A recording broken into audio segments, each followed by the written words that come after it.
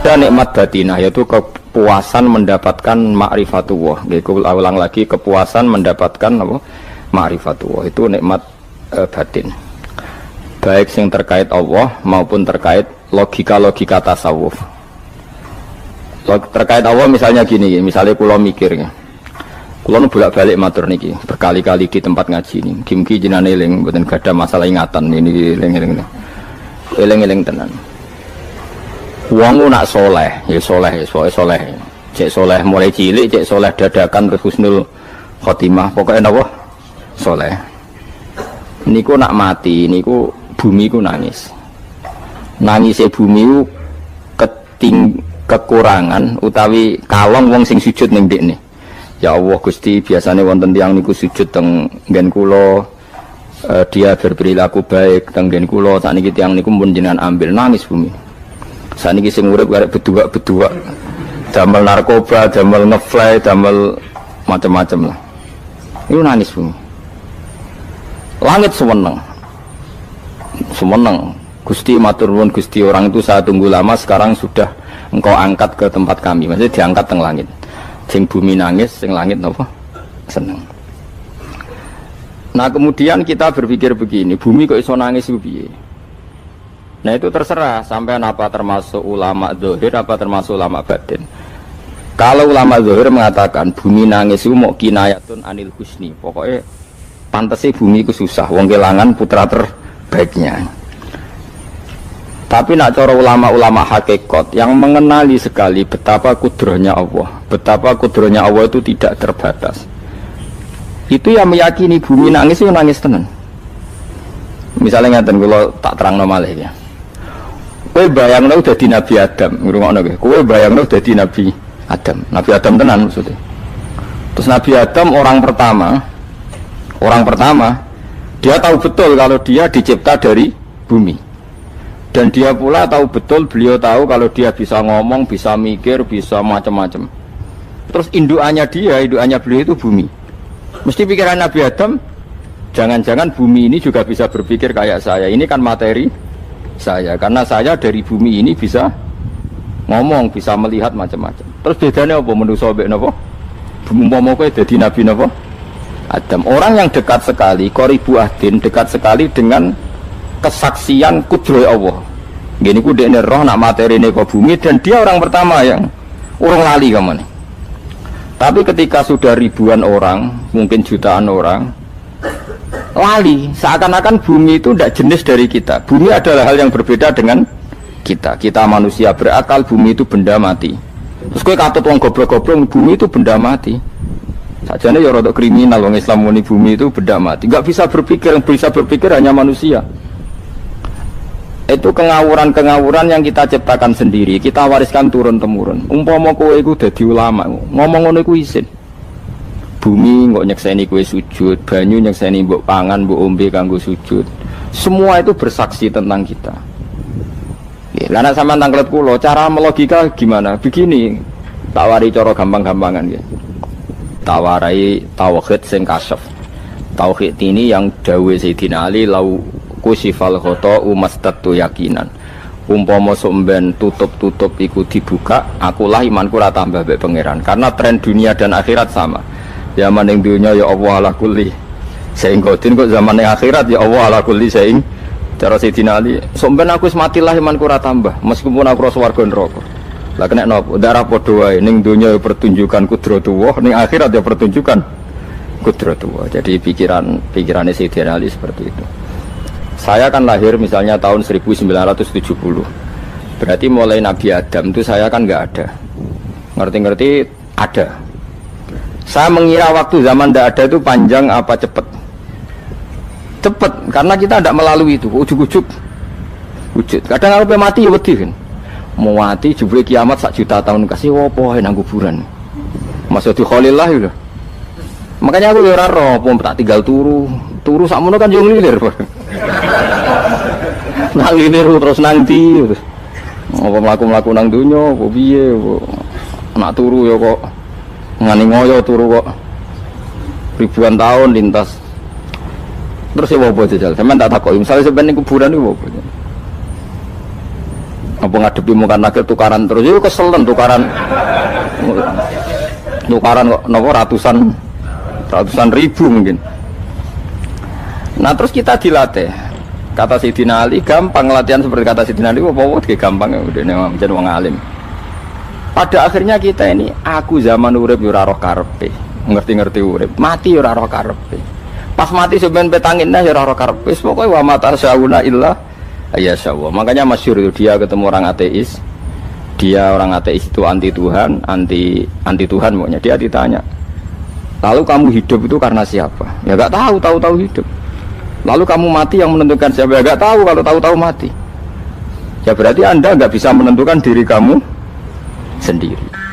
Akhirnya dia taslim, ya ada yang menentukan lah, ya ada yang menentukan itu dalam Islam disebut apa? Allah, disebut kalimatu haqqin alaiha nahya wa alaiha namut. Jadi kalau maknanya itu kalimat yang benar-benar nyata, yang karena kalimat itu pula kita mendapat kehidupan, yang karena kalimat itu pula kita mati, yang karena kalimat itu pula kita akan bangkit lagi. Itu yang makna hakikat. Tapi kalau makna syariat gak begitu. Kalau makna syariat begini, dan ini benar juga. Mengenai kena ada di ulama, ciri utama ulama itu jami'ul bayan. Dia kalau menjelaskan itu indah sekali dan orang pasti taslim. Sama saya tak warai tenan. Sama kan biasa wiridan la ilaha illallah kan biasa, mulai mimpin tahlil sampai kepeksa mergo do tahlil melok, sampai sing darani bid'ah akhirnya ya melok tanggane napa? Tahlil. Sesuai wae. Kata Ibnul Qayyim Al-Jauziyah dalam kitab Zadul Ma'ad. Kitab Zadul Ma'ad itu kitab kesayangannya Sayyid Abdul Al-Haddad. Sayyid Abdul Al-Haddad itu pengarang kitab Zadul Ma'ad. Padahal kitab ini dikarang oleh muridnya Ibnu Taimiyah. Abdul Al-Haddad itu gak seneng Ibnu Taimiyah tapi seneng muridnya. Jadi di sini ulama ya demokratis. Gak seneng gurunya tapi seneng. Saja nih Ibnu Taimiyah itu orang baik. Ya ulama top ya baik, ya waras top. Tapi ngerti-ngerti Wahabi itu identik dengan Ibnu Taimiyah. Akhirnya ulama ahli sunnah penyebut itu terus isin. Mulane kiai-kiai ra ono sing dalil kok Ibnu Taimiyah mergo dicap Wahabi. Padahal Ibnu Taimiyah wong alim. Di kitab-kitab kita termasuk Sayyid Muhammad piyambak nanya Ibnu Taimiyah qala Syekhul Islam lho qala. Tapi kan ini sudah milik Wahabi sehingga kita ini terus akhirnya gak gelem nyebut. Ya jadi kitab koyo dalil fastabiqul khairat iki apa par iki dadi dalil yo dhewe-dhewe. Wah parah tenan wong-wong. Dulu saya melihat orang enggak kunut itu ya biasa. Mergo saya sebagai wong alim ngerti iku madzhab Abu Hanifah. Saiki nek ora kunut Muhammadiyah. Kita ini sebetulnya ahlul ilmi enggak tahu kunut itu madzhabnya siapa kita. Itu madzhabnya Abu Hanifah, yang kunut madzhab Syafi'i. Tapi tahu-tahu iki madzhab NU, iki madzhab Muhammad. Mana ada orang-orang ini bisa punya madzhab? Ngalime sepiro nganti dadi nopo? Madzhab. Tapi wis dadi bahasa, wis dadi nopo? Sewajo kabeh sene. Mas repot-repot. Tak warai iki. Sampeyan ben nglafadzno la ilaha illallah iku keren iki, keren tenan mboten keren-keren. Ngendikane Ibnu Qayyim Al-Jauziyah itu gini. Min asliha khuliqatil jannah wa min asliha khuliqatin nar. Terus wa min asliha khuliqatid dunya wa min asliha buisatir rasul wa min asliha qatala rasul. Terus sampai sekarang saya tak bedai. Surga itu kan digawe kelas VIP mewah. Terus jari rugane widadari dulu kan nak mini sebut. Kira 70. Wahyu kabeh ora ono sing kriting, wahyu kabeh. Wahyu kabeh terus gak tahu delok wong liya kan. Kadang bojo kita wis elek jek delok. Oh iya, widadari sifatnya maksuratun fil khiyam. Jadi gak tahu keluyuran ning ndi. Wahyu kabeh. Lek surga yang semewah itu selek itu ya bagi mereka sing nglafatno atau yang menerima la ilaha illallah. Neraka sekarang dibikin dalam itu. Jari Abu Hurairah neraka itu tes-tesane benda kamu jatuhkan ke neraka itu untuk santai ke bawah itu nunggu 70 tahun. Kila 70.000 tahun. Dikira HP yang membuat ceblok neraka itu ceblok itu ngenteni 70 tahun. Betapa dalamnya ngentekno bego piro ya bayang misalnya. Oh itu kontraktor mana saja tidak sanggup itu disuruh ngeduk kedalaman neraka. Iku ya mau kanggo wong sing menolak la ilaha illallah. Jadi kalimat ini luar biasa. Swarga digawe bagi yang nerima, neraka digawe ya untuk yang menolak. Ya kalimat sing kena tahlilan turu iku lho. Iku kalimat sing nggo alasan Allah gawe swarga. Terus kalimat sing suwe-suwe sing lafadzno diarani bid'ah iku. Itu kalimat sesakral ini nasibnya akhir zaman itu entek. Gara-gara dilafadzno tahlilan tersangka jadi apa? Beda. Dulu kalimat yang dipuja-puja penyebab surga dan neraka. Saiki kalimat itu tersangka. Mau perkara napa? Beda. Wis aja melok-melok, kowe debat ya ora iso makili aku, sebarno ya semua. Kok kowe terusno dalan tok. Dah. Berarti la ilaha illallah itu kalimat yang surga dibikin karena itu, neraka dibikin ya karena itu. Kemudian Allah punya sunnah, lalu butuh pelatihan. Dikasihlah Allah gawe bumi. Pilih manusia butuh latihan, dibikinlah bumi. Dan ini latihan ikrar la ilaha illallah dengan sadar, dibikinlah bumi, liyabluwakum terus dites. Wes digawe bumi, ono makanan, ono minuman, ono wong wayah, ono pegatan macam-macam, wong diutang wis mbulet macam-macam. Gue ngetes, eling la ilaha apa eling utangi, eling la ilaha apa eling kasuse, pokoknya dites. Karena nggak fair kalau Allah bikin itu kemudian nggak dites, dibikinlah darul imtihan. Dunia itu bahasa Arabnya darul imtihan, tempat tes-tesan. Imtihan mana apa? Tes, liyabluwakum, diuji. Wes diuji kita hidup. Artinya kita dihidupkannya pun oleh Allah demi tes-tesan la ilaha, itu disebut kalimatu haqqin alaiha. Nah ya sebenarnya kita hidup pun ini untuk dites. Pada akhirnya la ilaha illallah apa enggak? Paham ya? Terus dites. Allah itu juga secara hukum itu kan nggak fair, dites kok nggak punya pemandu, dibikinlah Rasul, diutuslah para Rasul untuk pemandu. Tes itu kan butuh seru, mak pemandu tok ora ono musuhe kan gak seru, dibikinlah setan. Sajane sebagian kita sudah setan tapi ini ben seru. Lho ndak setan kan minal jinnati wan nas, rumangsamu setan usopo.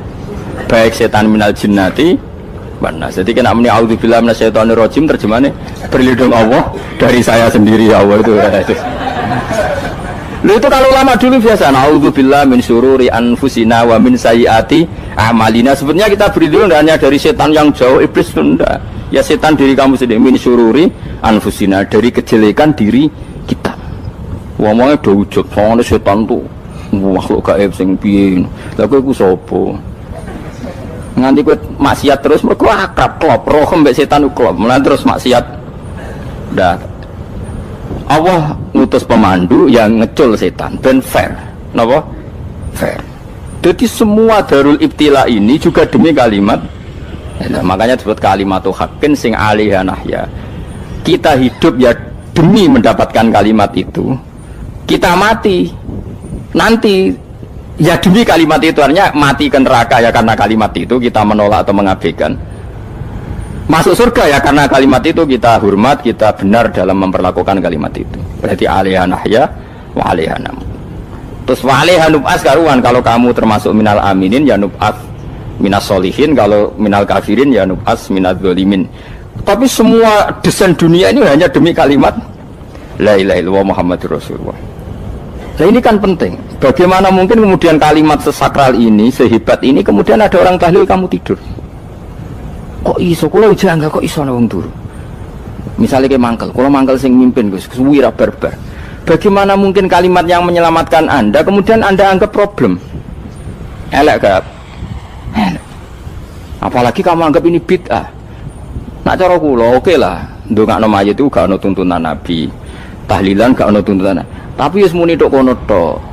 Artinya menduk kono tok ora usah nyerang kalimah, enak kalimah tetap kalimah thayyibah.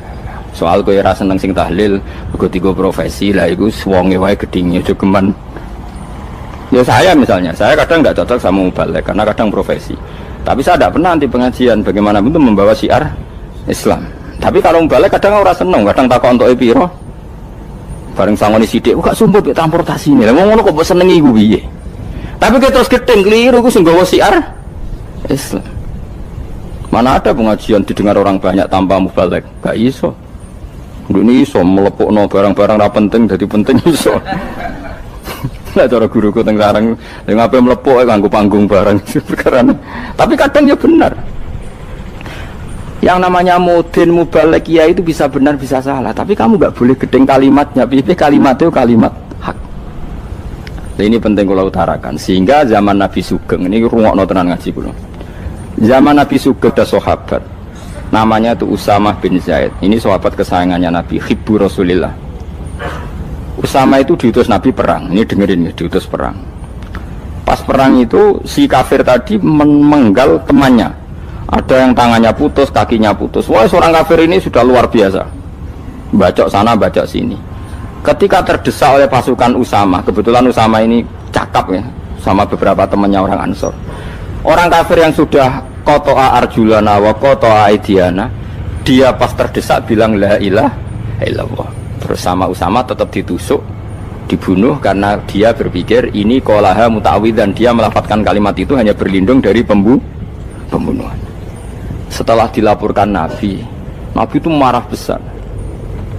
Nabi ngendikan kaifa anta ya Usama bila ilaha illallah idza ja'at bika yaumal qiyamah. Kowe nak ditakoki la ilaha illallah ku piye?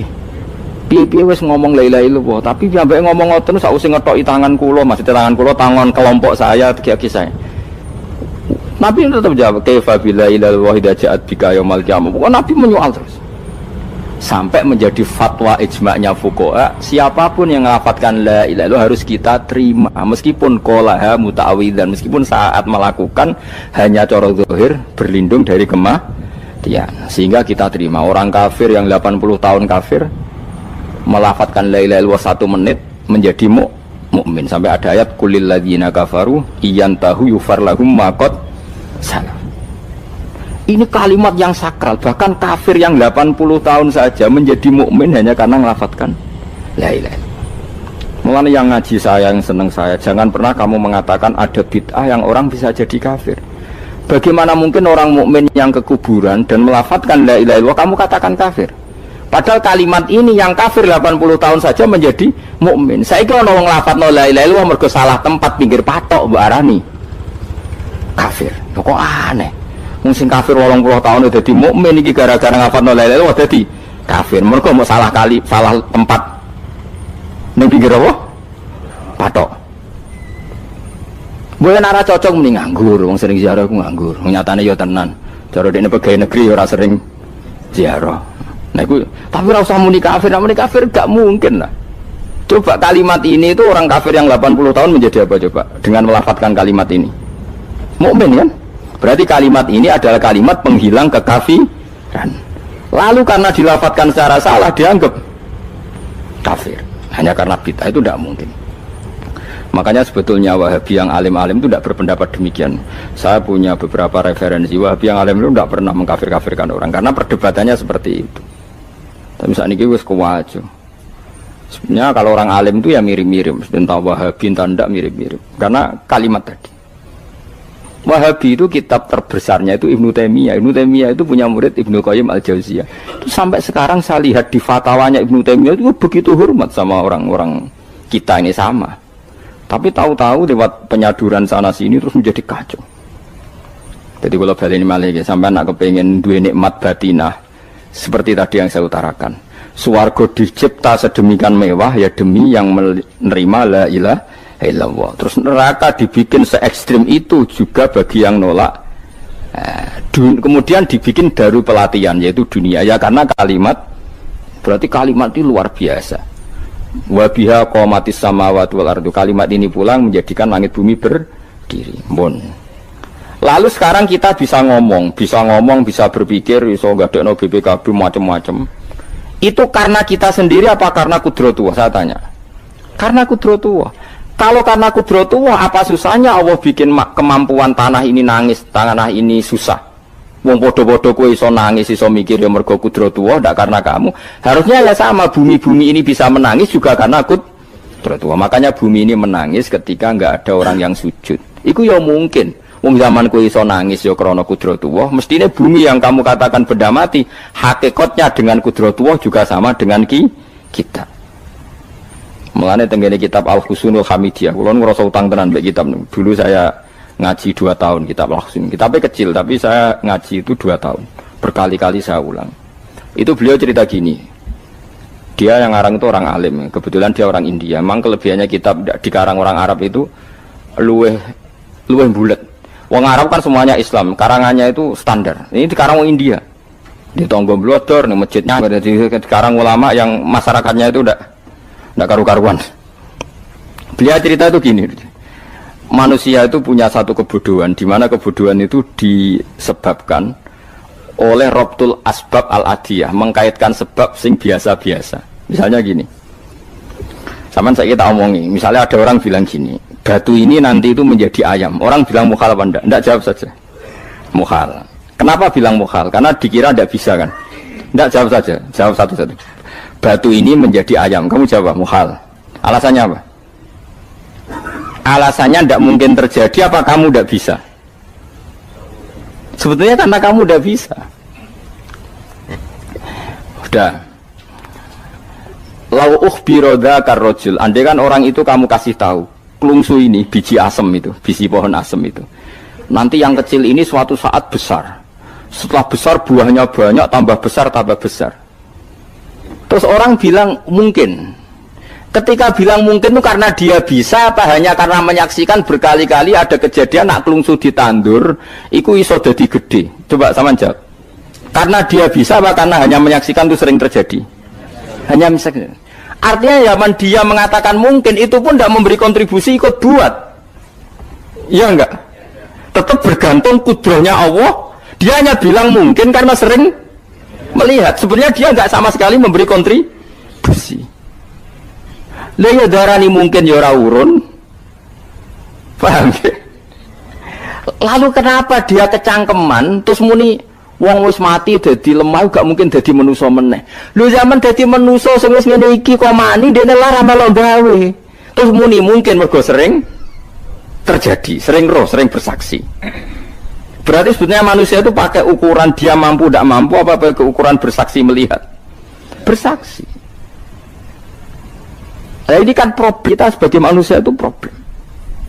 Mulane disebut wa kanal insanu dzaluman jahula wis goblok aja-aja. Mergo manusia ku nak wis goblok aja-aja. Makanya saya kemarin diminta ngisi di pondok kajen. Kalau sampeyan berdebat sama orang ateis atau orang komunis itu gampang saja. Dilatih begini seperti teorinya Quran. Ya nanti saya teruskan ini tak ulang lagi ya. Saya ulang lagi ya. Andai kan nggak pernah terjadi telur itu jadi ayam, nggak pernah terjadi sama sekali. Telur itu jadi ayam. Terus kamu mengasih tahu orang tadi, telur ini loh nanti jadi hewan yang hidup terus terbang. Mesti dia bilang muhal, mau benda mati kok nanti jadi benda hidup yang terbang ngalor ngidul. Berhubung sering terjadi dan dia pun tidak ikut bikin, bilang mungkin. Paham? Saya ulang lagi ya. Berarti dia bilang mungkin karena sering apa? Terjadi dan dia lihat. Andai kan pertama kali nggak ada telur sama sekali yang jadi ayam, terus pengalaman pertama di dunia belum pernah terjadi. Kamu kasih tahu telur ini nanti jadi ayam terus terbang. Orang ini bilang muhal enggak? Muhal. Berhubung sering terjadi bilang enggak? Nah berarti kita nanti bangkit dari kubur gampang saja bagi Allah. Cuma belum pernah terjadi kamu mengatakan muhal. Nah makanya otak kita harus dibenahi. Kalian jogeman percaya yang pernah kita lihat, yang sering kita lihat. Percayalah dengan akal, tapi akal waras deh. Karena waras itu serepot tatanannya wangil. Makanya Islam itu melatih. Kul falillahil hujjatul balighah. Misalnya begini ya, dulu kalau Gerwani atau PKI atau siapa saja lah, itu kalau melatih anak-anak TK, makanya seorang ulama harus punya kecakapan penjelasan ibanatul ahkam. Itu anak-anak kecil dilatih, anak-anak kamu terpejam, mintalah manisan sama Allah. Ya Allah saya minta manisan, saya minta permen. Terus disuruh buka, dapat nggak anak-anak? Nggak dapat bu. Wah berarti Allah nggak ada. Sekarang minta sama bu guru. Bu guru kami minta permen dikasih. Berarti yang ada bu guru bukan Tuhan gitu. Akhirnya jadi gerakan ateisme. Nah sebetulnya untuk melawan gerakan itu kita harus melatih begini misalnya gini. Saya itu pernah ketemu sama orang yang berpikiran komunis. Oh komunis juga. Dia nantang saya gini, Pak, pokoknya saya tidak bisa nerima konsep Tuhan sebelum Anda bisa menjelaskan kenapa ada Tuhan. Jadi, bocah kok elek ini. Nah, aku ngerti aja, sak cerdas ini tetap cerdas aku yakin tetap cerdas aku. Rasanya selain raine seram meyakinkan, tak pikir tetap cerdas. Kulo itu kan wong Quran gitu, artinya punya pikiran panjang. Mungkin di antara orang Islam kita ini tidak punya kecakapan menjelaskan. Tapi kalau orang sering baca Quran, apalagi dia ngaji tafsir ya, yang waras maksudnya waras lah. Terus rapati seneng duit, barang ini penting. Kalau seneng duit, mari goblok. Yakin ulama seneng duit, mari goblok, tak jamin. Umpama alim wis kelas B, kelas C gak bisa, tahqiq gak bisa. Kalau tahu dikandani kanca kula riyen ambek jenengan udah saya kaca akeh. Lah kena apa? Cok seneng duit kula. Duit itu masalah bagi ulama. Orang duit ya lebih masalah kan ya. Maksudnya rasa senang tapi aja terus gak duit. Sekarang saya tanya, Quran itu melatih kita gini. Quran itu sederhana kalau ngelatih tauhid. Tapi orang pasti ingat. Kata Allah gini, nggak apa-apa, saya tidak Tuhan, nggak apa-apa. Kamu yang Tuhan. Tapi buktikan kalau kamu Tuhan. Caranya gini. Am khalaqus samawati wal ardi. Ya nggak apa-apa, kamu yang Tuhan nggak apa-apa. Tapi buktikan kalau kamu menciptakan langit, bumi. Mereka pasti ikrar, ya tidak mungkin saya menciptakan bumi, saya lahir sudah ada bumi. Yesus lahir sudah ada bumi, nggak mungkin Tuhan. Terus Tuhan membuat pertanyaan kedua, am khuliqu min ghairi syai'in. Ya sudah, kalau saya tidak Tuhan, lalu nggak ada Tuhan, berarti alam raya ini tercipta oleh sesuatu yang nggak ada. Aneh nggak? Misalnya sebelum alam raya ini nggak ada Tuhan. Berarti sebelum alam raya ini kan adanya nihilisme, sesuatu yang nggak ada. Kemudian sesuatu yang nggak ada menjadi penyebab sesuatu yang ada. Aneh gak? Menurut aneh, sesuatu yang nggak ada itu mestinya kan nggak bisa ngelabeti, nggak bisa berfungsi, nggak bisa ada gunanya. Mau jenenge raono itu ya marai popo, mau raono kok jadi sebab. Sesuatu yang menjadi sebab itu yang wujud apa yang nggak ada? Yang wujud. Sak takoi. Lah kalau nggak ada Tuhan, berarti alam raya ini lalu sebabnya apa? Ya dari ketiadaan, lalu tiada itu menjadi sebab. Yang tiada kok jadi sebab itu tekem gitu. Mikir di mana-mana yang sebab itu harus barang yang wujud, nggak boleh tiada kok jadi sebab. Ini kan jadi aneh, sesuatu yang tiada menyebabkan sesuatu yang ada. Terus dia ya pokoknya ronde ini kalah, tahu kapan tak pikir nganti mati temenang aku ini. Makanya sebetulnya dalam ilmu mantek pertama itu kita tidak harus iman Tuhan itu namanya Allah, tidak harus. Makanya pertama dikenalkan, sementing kenal Tuhan itu ada dulu, disebut zat sing wajibil wujud, belum disebut namanya Allah. Allah itu disebut nama Islam, itu paham ya? Saya ulang lagi, Allah disebut itu nama Islam. Tapi kalau penemuan akal hanya sampai kita ini butuh zat sing wajibil wujud, sing menjadi penyebab semua alam raya ini. Di bahasa Arab disebut musabbibul asbab, belum menyebut Allah musabbibul asbab. Islam pun pertama Iqra turun ya gak nyebut Allah. Iqra bismi rabbikal ladzi khalaq, khalaqal insana min 'alaq. Iqra wa rabbuka. Tuhan itu siapa? Yang mencipta. Nah, yang mencipta ini oleh syariat Islam disebut apa? Tapi dalam logika yang penting kowe kenal sik ana musabbibil asbab. Pastikan bahwa alam raya ini yang wujud pasti disebabkan sesuatu yang ada. Enggak boleh barang wujud kok diciptakan oleh sesuatu yang tidak ada. Yang gendeng ora barbar barang ra ono mbok sifati al-khaliq. Sing gawe langit bumi apa? Pencipta. Penciptane apa? Sesuatu yang tidak ada. Kowe ikhlas dutek ngono kowe ikhlas ta ora? Gak kowe ikhlas ta ora dutek ngono kowe ikhlas ta. Kowe gelem dadi bodho niku. Gelem kan?